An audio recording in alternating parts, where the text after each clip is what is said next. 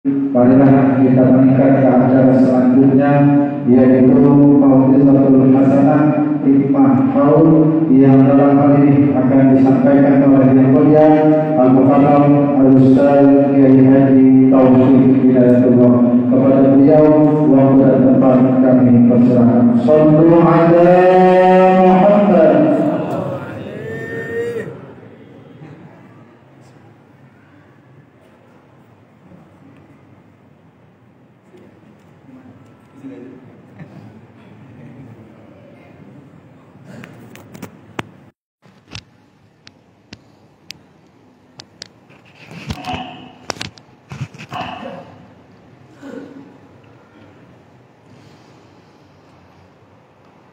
Bismillahirrahmanirrahim. Assalamualaikum warahmatullahi wabarakatuh.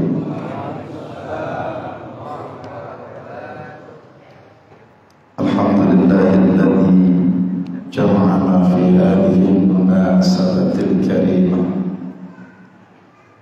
rajina fiha wa min as-sa'adata wal karamah.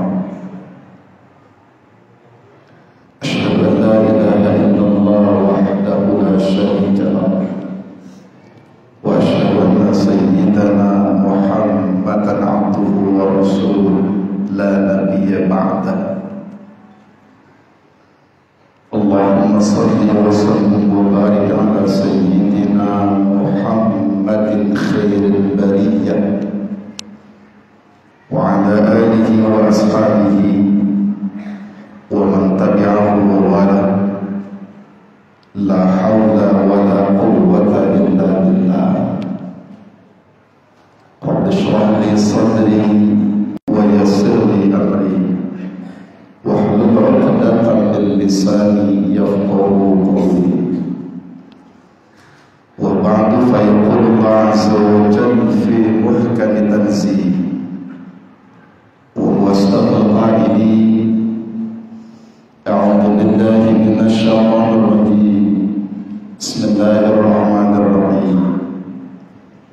وَلْيَخْشَى الَّذِينَ لَوْ تَرَكُوا مِنْ خَلْفِهِمْ ذُرِّيَّةً ضِعَافًا خَافُوا عَلَيْهِمْ فَلْيَتَّقُوا اللَّهَ وَلْيَقُولُوا قَوْلًا سَدِيدًا. وقال رسول الله صلى الله عليه وآله وسلم عِشْ مَا شِئْتَ فإنك ميت واحجب ما شئت فإنك مفارق واعمل ما شئت فإنك مجزي به. صدق الله العظيم وصدق رسوله النبي الحبيب الكريم ونحن على ذلك من الشاهدين والشاكرين والحمد لله رب العالمين. Yang mulia para alim ulama, para habaib, para kiai, para satidah, para masyayikh, para tuan-tuan guru, wabil khusus guru kita bersama akhirullah Al-Ustaz Dr. Kiai Haji Farshad Hatta Mata'allah bituli hayatin amin. Para tuan-tuan guru lainnya, mohon maaf minta doa dan ikhlasnya kalau saya tidak mengatakan satu persatu, insya Allah tidak akan mengurangi ta'zim, mahabbah dan cinta saya kepada guru-guru kita yang hadir siang hari ini. Mudah-mudahan beliau sehat panjang umur, berkah ilmu buat kita semua, menghantarkan kita menuju ridha Allah Subhanahu wa taala. Amin ya rabbal alamin. Bapak Camat Kebun Jeruk yang saya hormati, Bapak Lurah Sukabumi Selatan yang saya hormati, para ketua RT, ketua LMK, hadirin wal hadirat jamaah majelis haul yang mudah-mudahan kita semua dirahmati Allah Subhanahu wa taala. Alhamdulillah atas izin Allah siang hari ini kita bisa mewajahkan musyawarah bertutur sapa di rumahnya Allah. Mudah-mudahan duduknya kita beroleh catatan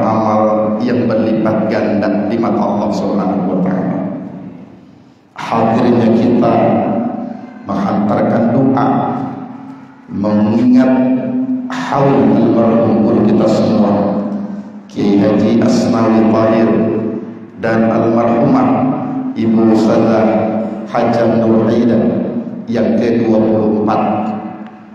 Mudah-mudahan ada sirah yang beliau lakukan menjadi uswah buat kita bersama untuk kita teladani dalam kehidupan kita. Amin ya rabbal alamin.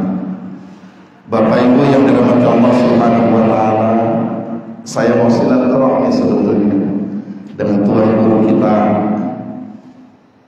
karena wasilah dari medsos lah saya dihubungkan mengenal beliau, dan mudah-mudahan silaturahmi ini dalam ridha Allah Subhanahu wa taala. Bicara persoalan haul, saya teringat satu riwayat ketika ada sahabat Nabi namanya Usaid ibn Malik ibn Rabi'ah As-Sa'idi. Saat beliau sedang berbincang-bincang dengan baginda Rasul, datanglah seseorang dari Bani Salma. Itu orang bertanya begini, ya Rasulullah, hal baqiya ilayya min birrin. Ya Rasul, saya udah gak punya orang tua, mak bapak saya udah meninggal, ada gak sisa-sisa dari kebaikan yang bisa saya lakukan untuk keduanya? Maka Rasul menjawab, nah, ada. Apa diantaranya? Satu, as-salatu alaihima. Buat anak yang sudah ditinggal wafat orang tuanya, bentuk pengabdiannya berbeda ketika mereka masih hidup. Dulu ketika masih hidup, kriteria anak yang berbakti pada orang tua minimal standarnya wala taqul lahuma uff. Kalau orang tua ngomong, orang tua bicara, apalagi nyuruh sama anak, anak gak berani bantah. Itu kriteria anak soleh. Standar terendahnya itu dulu. Asal orang tua ngomong, ngasih nasihat, walaupun anaknya jauh pendidikannya sudah lebih tinggi, tapi anak gak berani buat bicara. Orang tua salah bicara aja masih tetap benar di mata kita. Orang tua serendah apapun pendidikannya masih lebih mulia dari kita sebagai anak. Maka ada waladun sabiq, anak yang derajat sosialnya, statusnya bisa melebihi orang tuanya. Orang tuanya RT, minimal anak RW, itu udah naik satu tingkat. Anak RW minimal bapaknya turun RT, jadi waladun sabiq. Anaknya lurah, bapaknya minimal rakyatnya, itu waladun sabiq. Bapaknya presiden minimal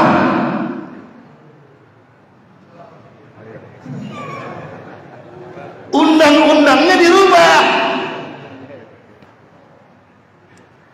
waladun sabiq. Tingkat inilah yang diharapkan oleh kita semua. Maka di Kudus ada ulama besar yang melahirkan ahli-ahli Quran semua. Dan itu menjadi rujukan di Indonesia. Kalau punya anak pengen hafal Quran dari usia masih balita, kirim mondoknya di Kudus. Beliau pernah ditanya oleh muridnya, apa rahasia punya anak sampai hafal Quran semua? Beliau bilang apa? Kata beliau, setiap sholat jangan lupa baca 3 kali balik. Rabbana hablana min azwajina wa dhurriyyatina waj'alna lil muttaqina imama. Itu aja dibaca 3 kali setiap sholat. Itu rahasianya, Pak.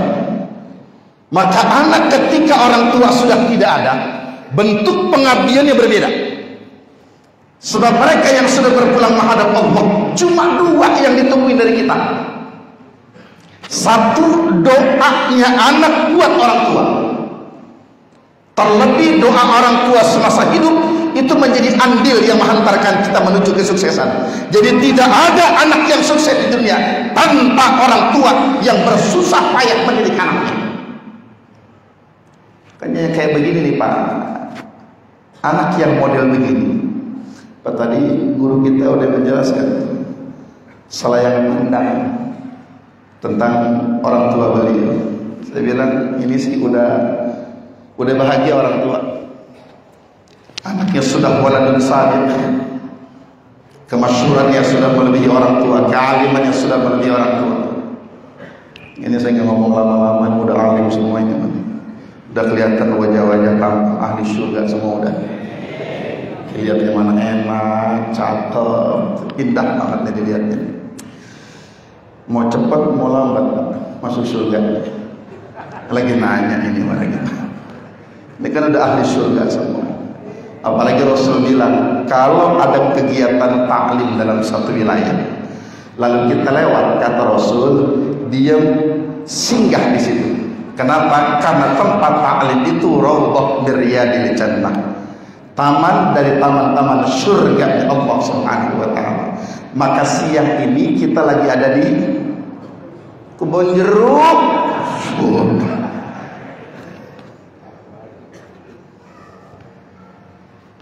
Kata ulama begini, kalau ada seseorang berdoa panjang dalam doanya, dia hantarkan kalimat demi kalimat yang begitu teramat sangat indah, tapi di dalamnya tidak ada komposisi doa untuk kedua orang tuanya, tanpa dia baca Allahumma gfirli wali walidayya warhamni warhamhuma kama rabbayani shaghira. Kata ulama, doa itu mudzadzabun baina samai wal ardh. Dia terkatung-katung antara langit dan bumi, enggak sampai kalimat Allah, terhalang karena anak yang tidak mendoakan kedua orang tua.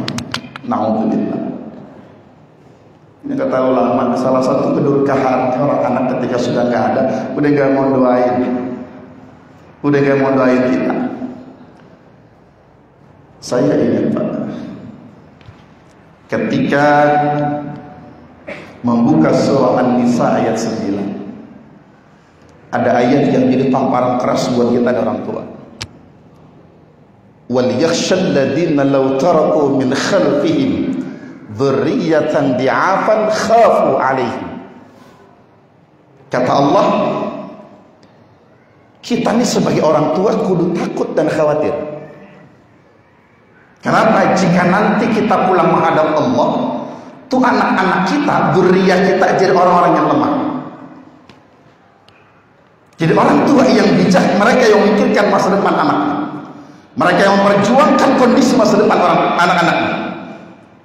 Dan kalau dia biarkan, maka ini pertanda lahirnya generasi-generasi yang lemah. Bapak kita kan namanya bini kita, perannya beda. Perannya beda. Maka ketika sahabat bertanya sama Rasul, ya Rasul, siapa orang yang lebih harus aku muliakan?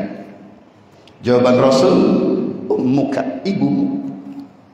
Tsumma man qala ya Rasul, qala ummuka. Untuk kali kedua Rasul ditanya, siapa lagi setelah ibu ya Rasul? Beliau tetap jawab, ibumu. Sampai 3 kali Rasul bertanya, jawabannya sama. Tsumma man qala ummuka, tetap ibumu. Yang keempat baru Rasul menjawab berbeda dari yang 3 sebelumnya. Siapa lagi Rasul? Qala abuka, baru bapak. Coba lihat Pak, ibu, bapak, berapa ibunya? Berapa? Cocok nih ya? Ibunya? Ibunya tetap satu Pak, penyebutan derajat tingkatan yang berbeda. Makanya doa kita nih sebagai suami terhadap anak dengan ibunya terhadap anaknya tingkat derajat yang berbeda, kata ulama. Doaul walid li waladihi ka doail anbiya li ummatihi. Doanya orang tua buat anak, tingkat derajatnya ada tuh tasbih di situ. Huruf kaf yang menyatakan persamaan tingkatan bahwa doa seorang ayah, doa seorang ibu di hadapan Allah terhadap anak-anaknya adalah sama dengan doanya para nabi untuk umat-umatnya. Tapi doa seorang ibu, Pak, itu komposisinya bobotnya lebih besar lagi. Satu orang ibu berdoa untuk anaknya, maka sama dengan doa 50 wali kutub. Masya Allah. Makanya bini suruh banyakin doa. Kenapa? Karena derajat doa seorang istri buat anaknya sama dengan 50 wali kutub. Masya Allah. Terpulang kita tinggal ngomong. Gue dengar seorang bini kalau doa buat anak-anaknya itu tingkat derajat 50 kutub. Gue pengen ngumpulin para wali kutub minimal 200. Kalau satu aja 50 kutub, Pak wali kutub, bagaimana kalau 4? Jadi kalaupun ada para suami yang nyandung nih, yang poligami, bukan karena nafsu bilang, tapi karena pengen kumpul para doanya wali kutub.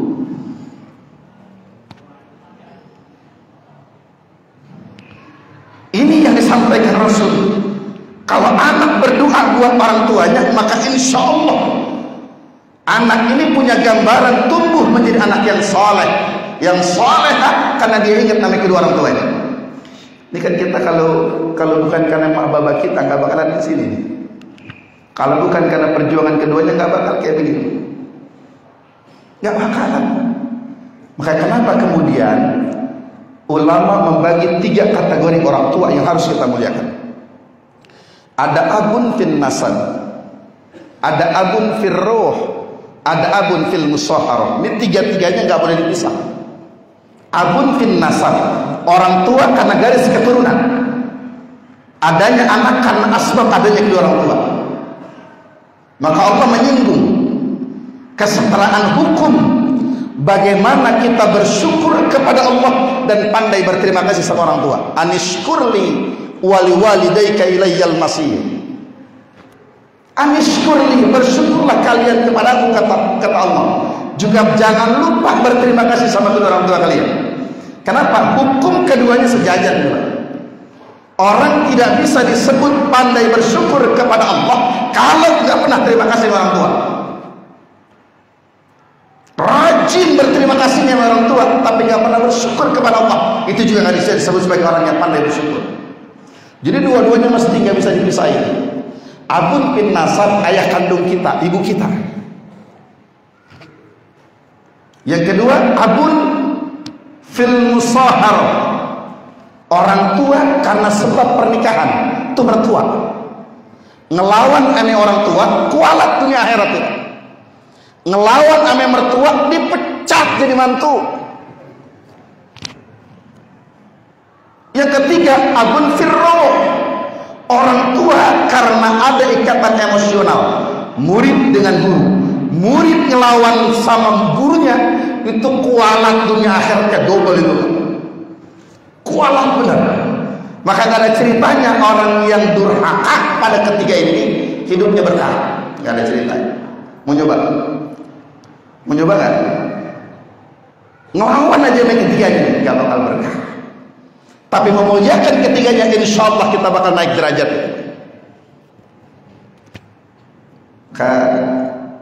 Ada seorang suami, ketika istrinya meninggal dunia, jenazahnya sudah terbujur kaku. Para pelayat datang bersilaturahmi mendoakan almarhumah. Begitu mendoakan, orang sedang banyak-banyaknya, suami dengan keinginan diri sendiri, dia langkahi jenazah istrinya bolak-balik. Ini orang yang melihat kesal semua orang. Jangankan pihak keluarga, bukan keluarga juga marah. Ini lagu apa nih orang? Istri meninggal bukan didoain, tapi malah dilangkahi. Habis dimaki-maki sama orang yang melihatnya. Apa jawaban orang itu? Saya melakukan tindakan ini atas kemauan almarhumah dulu waktu hidupnya. Emang dia pernah ngomong apa? Dia pernah bilang, kalau lu mau kawin lagi, langkain mayat gua. Tuh.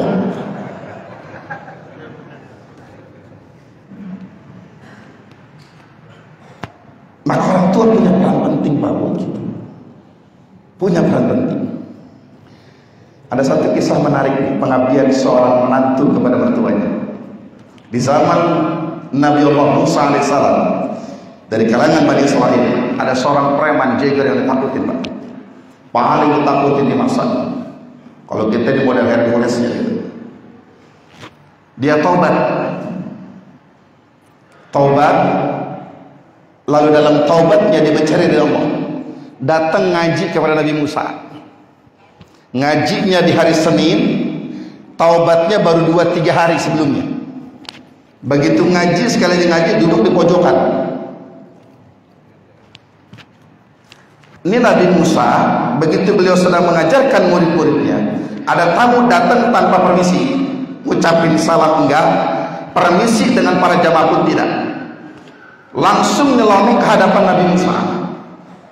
Dari sekian banyak jamaah yang hadir, yang paling marah yang preman satu itu. Kenapa? Jiwa premannya masih ada, ogah kelangkain, masih marah. Begitu melihat tuh orang berbisik di hadapan Nabi Musa, dia pergi lagi. Pulangnya nggak permisi, pergi juga nggak pamit. Coba kita nih orang Betawi, kalau ada tamu datang ke rumah kita, main nyelonong aja nggak permisi, pulang ada yang dia bawa. Bagaimana sikap kita? Yang enak dia apa itu tamu? Hah? Kalau ditempelin udah bagus banget. Kesinggung, yang kesinggung zamannya Nabi Musa. Ini si preman memberanikan diri bertanya, ya Nabi Allah, mohon maaf tuh tamu siapa yang barusan datang? Datangnya nggak permisi, pulang pun nggak pamit lagi. Nabi Musa sendiri, kata beliau bilang begini, yang datang barusan itu malaikat maut. Oh, kalau malaikat maut datang kagak permisi, pantes lah. Ada yang berani nempeleng? Ada nggak yang berani nempeleng? Cuma Nabi Musa Pak dalam riwayat yang pernah nempeleng malaikat maut.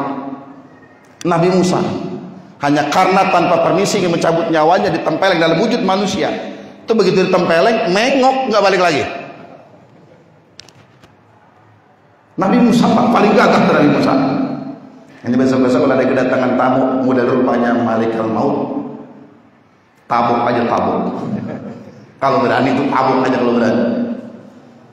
Begitu ditanya, hari ini kata Nabi Musa, tamu yang datang barusan itu malaikat maut. Beliau bilang, besok ada di antara yang hadir yang bakal mati. Besok di antara kita yang hadir ada yang mati, ada yang meninggal. Ini si preman penasaran.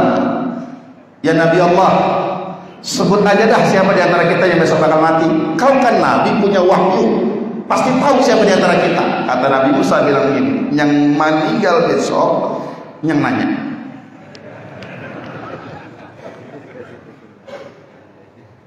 Yang nanya. Pucat waktu mukanya. Yang tadi datang ngaji berseri-seri karena ketemu guru, begitu dapat informasi besok mau mati, pucat Pak.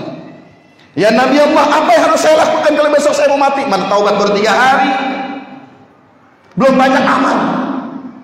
Kata Nabi Musa, ntar pulang ke rumah, kumpulin saudara dan keluarga, minta maaf, jangan lupa. Sama istri minta maaf, sama anak minta maaf, sama keluarga minta maaf, sama semua karib kerabat minta maaf. Kira-kira mau mati ngumumin begini enak nih Pak? Enak kan nih? Enak banget nih. Pulang ke rumah yang tadi berangkat ceria, begitu sampai di rumah istri heran, bang, lu tadi berangkat ceria banget, nah sekarang pucat pasif, kenapa lu diam aja? Tadi waktu ngaji ada tamu datang. Nah terus urusannya apa? Ntar dulu gue belum udah cerita, tuh tamu datang, datangnya nggak permisi, pulang juga nggak pamit. Ya sebagai murid baru, wah kesel dong ada guru ngedeketin orang kayak begitu tuh. Jangan-jangan mau nyakitin guru. Terus dia gua tanya, tuh yang datang barusan siapa? Malaikat maut. Kata gini ya nih, iya malaikat maut datang mau pantas bang, pasti ada yang mau mati. Ya biarin aja, nggak apa sih? Kata bininya nih, lu tahu nggak siapa yang dimaksud mau mati besok? Dia paling orang banget. Gua laki lu, kata dia. Nah terus bagaimana? Nabi Musa perintahkan saya untuk minta maaf. Udah kumpulin tuh bocah 5 suruh kemari. Itu suasana haru dibuat, Pak. Kayak istri minta maaf, istri mulai nangis dikit-dikit. Ke anak-anaknya minta maaf, anak mulai pada nangis. Kenapa besok baba mau meninggal? Kata suaminya jangan lupa ambil panggil, suruh siapin segala-galanya tuh. Beras dia mood siapin. No, petugas pelampang tenda bilangin suruh pasang di rumah. Jangan lupa tukang gali kubur 4 suruh biar cepet. Semua disiapin. Kata bini bilang begini, bang jangan lupa minta maaf. Sama siapa? Mertua. Lah kapan abang sejak nikah sekarang belum pernah main dong mertua. Ada yang model gitu? Ada yang model gitu? Sejak nikah bawa bini sampai sekarang nih anak model 5 belum pernah main ke orang mertua. Kan banyak yang model gitu ya? Banyak yang model gitu. Datang ke rumah mertua, keliling kampung tuh pada dari pagi pulang ngaji sampai sore sampai malam. Pulang datang ke rumah. Sebelum pulang ke rumah orang tua mertuanya nanya. Sampai lupa di mertuanya, lu siapa? Mantunya mantu. Lu saking lamanya kagak pernah main. Tumben lu datang. Tumben. Silaturahmi orang tua ke anak beda dengan anak ke orang tua. Kalau ke orang tua biasanya anak bawa bentelan paling juga 2 tenong martabak. Modalnya itu. Datang ke rumah mertua. Dari pagi, siang, sampai sore main kagak pulang-pulang. Mertua nanya, lu gak pulang emang laki lu gak nyariin? Agak. Main keratakan di dapur. Dia nanya, mak, orang di dapur banyak kamar beras. Lu tahu aja, ya yang ngeliat tadi. Terus, emang lu mau? Ya, mau dikasih. Ngasihnya 2 bentel martabak, pulang beras karung. Untung apa rugi? Tuh, emang selesai? Belum. Sampai sore pulang-pulang ditegur, kenapa nggak pulang? Sebenarnya kemarin begini, ono cucunya 3 sekolah belum pada bayaran. Kebetulan babanya lagi nganggur. Atau sekarang kemana? Emang dia nganggur, mancing.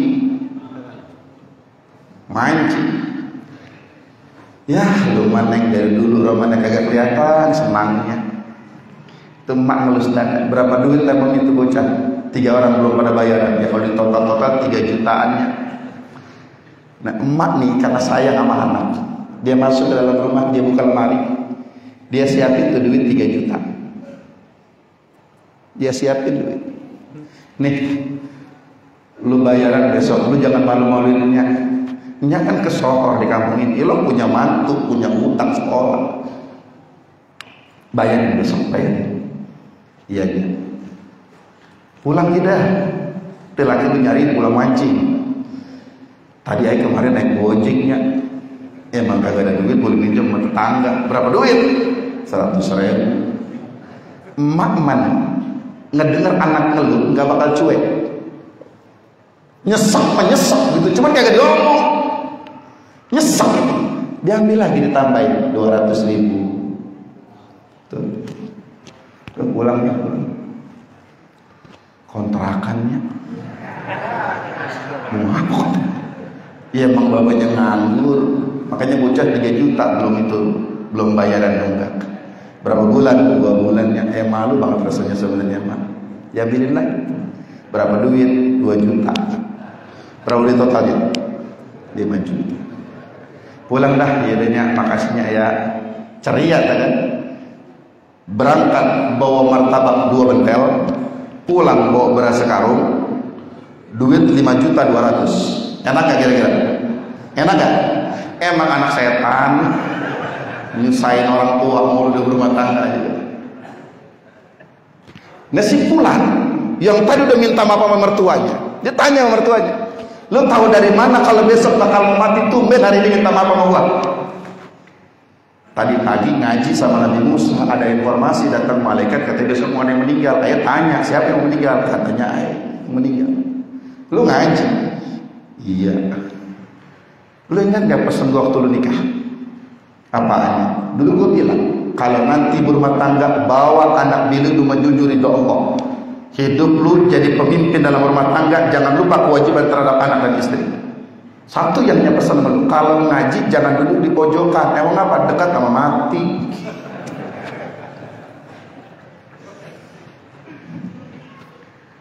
Pulang Pak ke rumah. Begitu pulang, istri udah siapin semua. Kata istri bilang begini, Bang, alhamdulillah nih udah kita siapin kemauan abang. Amil udah dihubungin, tenda udah siap dipasang ntar, beras juga udah dipanjerin buat dia. Ayah mau tanya, emang kapan matinya? Kata si Bulan, itu juga belum tahu. Nabi Musa cuma bilang bahwa hari ini dari gua ngaji kemarin bakal ada yang meninggal. Coba ada bang, datang lagi ke Nabi Musa, datang lagi ke Nabi Musa. Begitu ditanya, Nabi Musa senyum. Ya Nabi Allah, yang kau perintahkan sudah aku jalankan.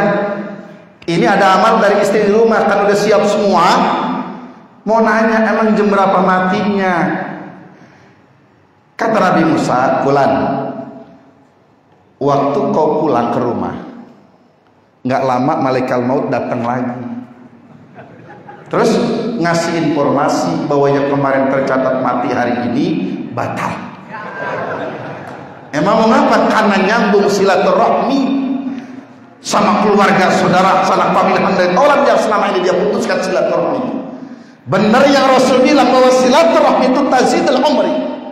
Maka yang kedua dari silaturahmi itu pesan Rasulullah buat anak yang sudah ditinggal mati kedua orang tuanya, jangan lupa sambung silaturahmi sama karib kerabat, saudara, handai tolan, dan jangan pernah putuskan silaturahmi. Kenapa? La yadkhulul jannah qati'ur rahmi, nggak bakal masuk surga anak yang mutusin silaturahmi sama saudaranya.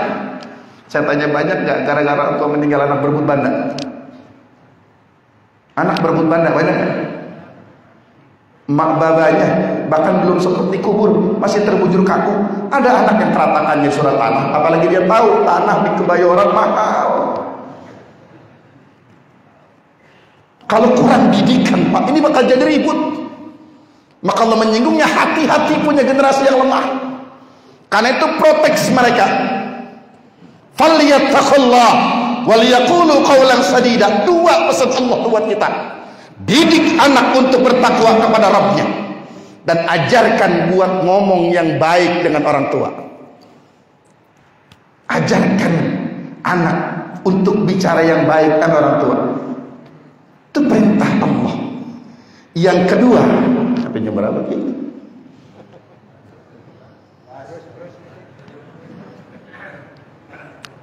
Tidur ya, tidur ya, kuat gak?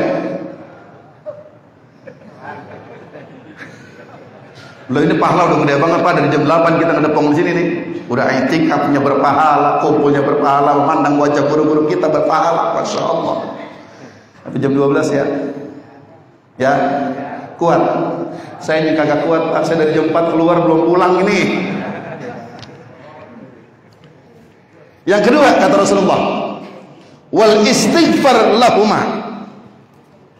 Hantarkan istighfar buat kedua orang tua. Kalau mereka sudah berpulang menghadap Allah, istighfar itu jadi hadiah anak terindah buat orang tua. Astaghfirullahaladzim li wali walidayya. Ya Allah ya Rabb, ampuni aku, ampuni dosaku juga kedua orang tua.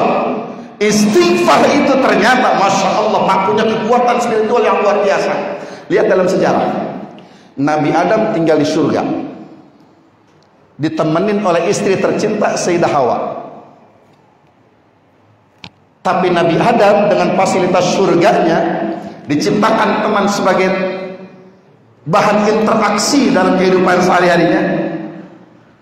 Ternyata ada pihak ketiga yang gak suka. Ini yang ngompor-ngomporin biar dua-duanya celaka. Iblis laknatullah alaih. Maka kalau ada orang suka merusak hubungan satu dengan yang lain, tukang jadi kompor, itu pasukan iblis tuh. Kalau sekarang apa disebutnya tuh? di medsos yang orang bagus-bagus hubungannya jadi retak gara-gara bikin berita-berita hoax buat ngejatuhin seseorang. Apa namanya itu? Buzzer. Buzzer itu khutuwatis syaitan, Pak, itu langkah-langkah menuju gembongnya iblis laknatullah. Berapa banyak orang berteman baik gara-gara perbuatan buzzer, rusak semuanya. Makanya Allah bilang in ja'akum fasiqun binaba'in fatabayyan. Kalau datang berita jangan langsung percaya, tabayyun dulu, cross check dulu kebenarannya, baru kita ambil kesimpulan. Nah, istighfar Nabi Adam itu ketika melakukan kesalahan atas bisikan istri tercinta.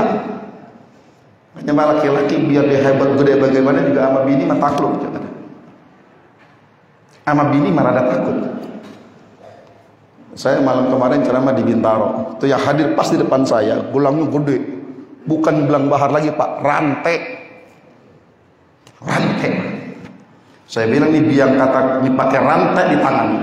Saya harus nonton, ame bini mah takut. Dia bilang benar.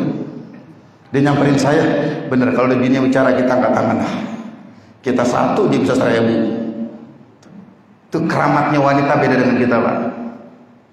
Maka Nabi Adam ketika melakukan kesalahan atas bisikan iblis laknatullah digoda melalui Siti Hawa, melanggar larangan Allah, wala taqraba hadhihi syajarah fatakuna minadh dhalimin. Allah sudah bilang jangan nyentuh nih pohon ini nih, apalagi dimakannya jangan. Tapi karena bisikan istri dimakan itu.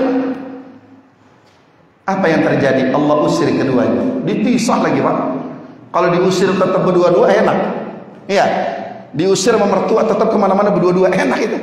Yang ngusirnya Allah, turun di dunia, dipisahin tempatnya Nabi Adam di India, istrinya Sayyidah Hawa di Jeddah. Dua jarak yang berjauhan itu, Pak. Tapi memang potret Nabi Adam suami setia, Pak. Dipisah ratusan tahun dengan istri, beliau nggak pernah kawin lagi.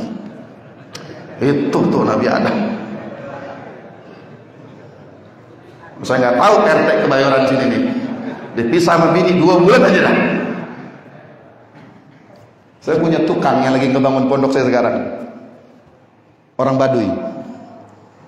Saya tanya, udah nikah? Udah. Berapa anak? 2. Istri 3. Saya ulang pertanyaan, berapa anak? 2.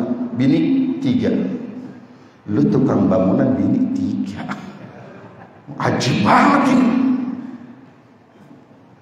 Saya mapa katanya di mana saya tugas, jadi situlah biasa saya naruh tarangan begitu. Emang jarang pulang.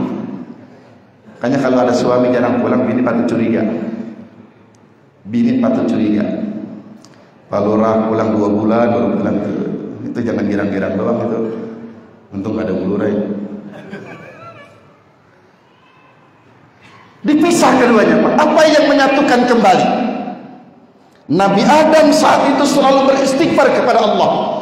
Allahumma anta rabbi la ilaha illa anta subhanaka wa bihamdika amiltu su'an wa dhalamtu nafsi farhamni innaka antal ghafurur rahim. La ilaha illa anta subhanaka wa bihamdika amiltu su' wa dhalamtu nafsi faghfirli innaka antal ghafurur rahim. Allahumma anta rabbi la ilaha illa anta subhanaka wa bihamdika amiltu su'an wa dhalamtu nafsi faghfirli fatub alayya innaka antat tawwabur rahim. Itu istighfarnya Nabi Adam, Pak. 100 tahun lebih perjalanannya ditempuh untuk bertemu dengan istri. Kekuatan istighfar menyatukan keduanya, bertemu di satu wilayah yang kita sering berkunjung ke sana, Jabal Rahmah. Di gunung itulah dipertemukan kekuatan istighfarnya. Maka kita dengan orang tua kita walau berpisah jaraknya, berpisah dunianya, kekuatan istighfar tetap punya ikatan yang kuat buat orang tua kita. Maka jangan lupa hantarkan istighfar buat keduanya. Yang ketiga, wa in qadu ahdihima. Anak kalau pengen bakti sama orang tua, jangan lupa janji orang tua semasa hidupnya, ucapan kata orang tua yang punya kemauan semasa hidupnya, oleh anak tunaikan, bayar itu. Bayar itu. RT kalau ketemu saya di mana aja berada pasti gegemin.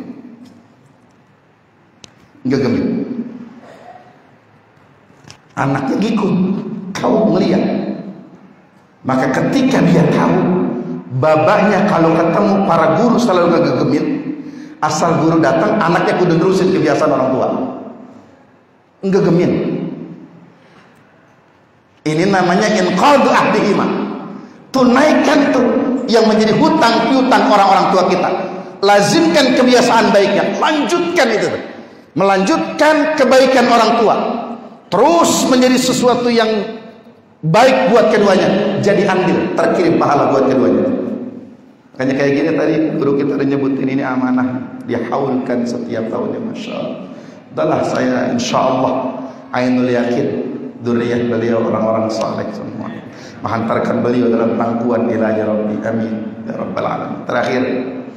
Terakhir, wa ikramu ahdihima, jangan lupa muliakan sadiqihima, teman-teman orang tua.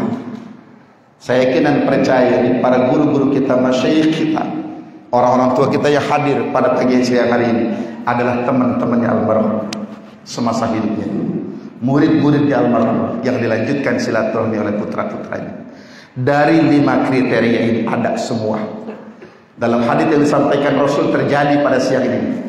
Saya berhusnudzon insyaallah almarhum tersenyum, almarhumah pun girang melihat dzurriyyahnya mampu mengumpulkan orang sekian banyaknya, menghantarkan doa untuk keduanya, berharap makbarahnya menjadi raudhah min riyadil jannah. Amin ya rabbal alamin. Fatihah. A'udzu billahi minasy syaithanir rajim. Bismillahirrahmanirrahim. Alhamdulillahi rabbil alamin, arrahmanir rahim, maliki yaumiddin. Iyyaka na'budu wa iyyaka nasta'in, ihdinas siratal mustaqim. Siratal ladzina an'amta 'alaihim ghairil maghdubi 'alaihim waladdallin. Amin. Terakhir saya pesan, bubar dari sini ngomong. Bubar dari sini ngomong. Ngomong, jangan diam aja, masuk pulang tahlilan, pulang awal jadi pada gagu. Pokoknya pulang dari sini. Ya, terima kasih. Mohon maaf, wallahual muwaffiq ila aqwamit thoriq. Assalamualaikum warahmatullahi wabarakatuh.